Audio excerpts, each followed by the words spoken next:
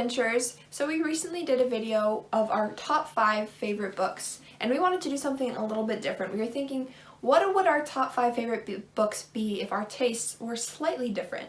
So this is our alternate reality top 5 favorite books. And so basically what we did is we took book number 1 and we tried to figure out a book that shared some similar aspects but was very different, but we also really enjoyed. So this is our alternate top 5 favorite books if our tastes were just ever so slightly different. My first of the top 5 alternate favorites, wow, that's a mouthful, is A Tale of Two Cities by Charles Dickens. I read this one for school, I read it with a study guide, and I loved it. The study guide helped break down all of the more subtle themes woven throughout the golden threads, and it was a really great read with some very strong themes and just a fantastic story overall. The book that I chose for number 1 on this alternate top 5 list is The Magician's Nephew, which is chronologically book 1 in the Chronicles of Narnia. And as much as I love most of the other books in this series, I'm pretty sure The Magician's Nephew is my all-time favorite of the Narnia series. So my second book is actually The Lion, the Witch, and the Wardrobe. First book in the Narnia series, maybe the most well-known as well. Yeah. But I was thinking, because I like Narnia, and I love The Lion, the Witch, and the Wardrobe, but there was something about it just wasn't quite, it didn't it didn't register as hard as some of my other books did, which is why it's on my alternate list, because I should have loved it. There's no reason why there's no reason why I don't love it more, if that makes sense. Yeah. So that's why it's on my second list here, because it's a really great story. So the next book that I have is Black Horses for the King by Anne McCaffrey.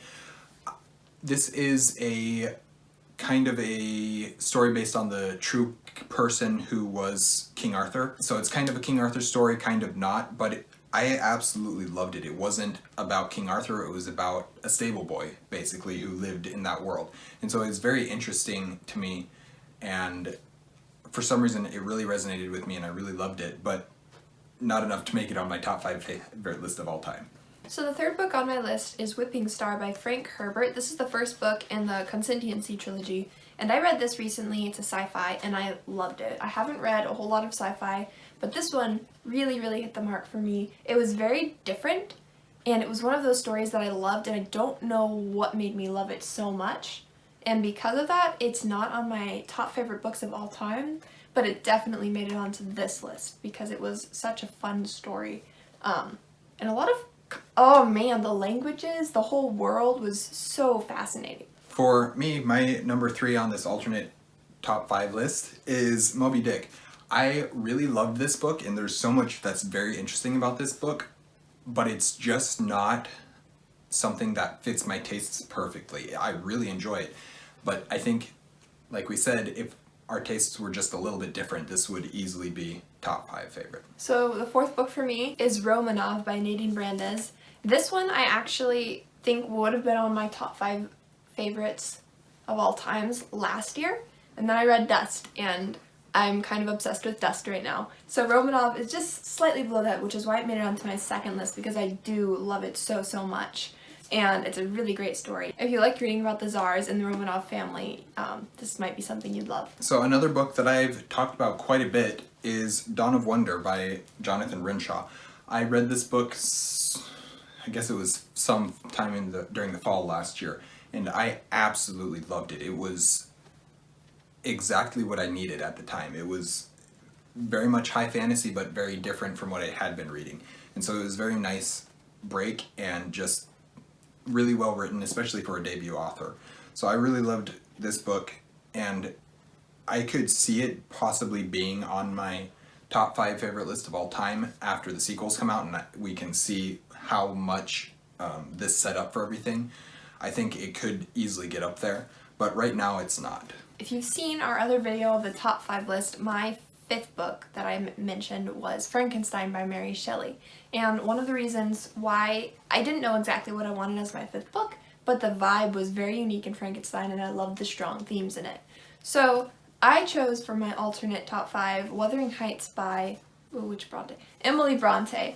And this has that same very dark vibe as Frankenstein, almost a little bit disturbing in some ways, but the themes were really interesting, and then when you compare the themes to Jane Eyre, they're almost opposites.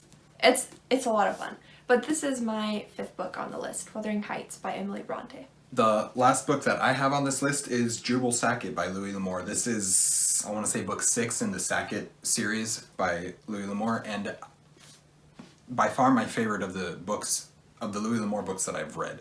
I've not read a ton of them, maybe 10, but this one is so good. It was so different from the other ones. It wasn't, so up until this point, the Sackett books had been mostly founding of America time period, so early 1800s, or late 1700s, early 1800s. But this one was kind of the lead-in to the Western period, so cowboys and stuff like that. It was kind of the blend and mix of the two, and it worked really well for me. And I don't know why, I love this book so much. Maybe it's because there's a mammoth in it. Thank you guys so much for watching our top 5 alternate favorite books. This is a weird title, and it was something that was just fun for us to do, to take something, maybe a genre, maybe a vibe from a book, maybe a theme, and find like another, like kind of the opposite of it. The opposite, or like a mirror image type of story. That was a lot of fun for us to come up with. Thanks for watching. Please like this video if you haven't already, and subscribe to our channel as well. We post videos every Monday and Thursday. Thanks for watching, guys. Stay warm.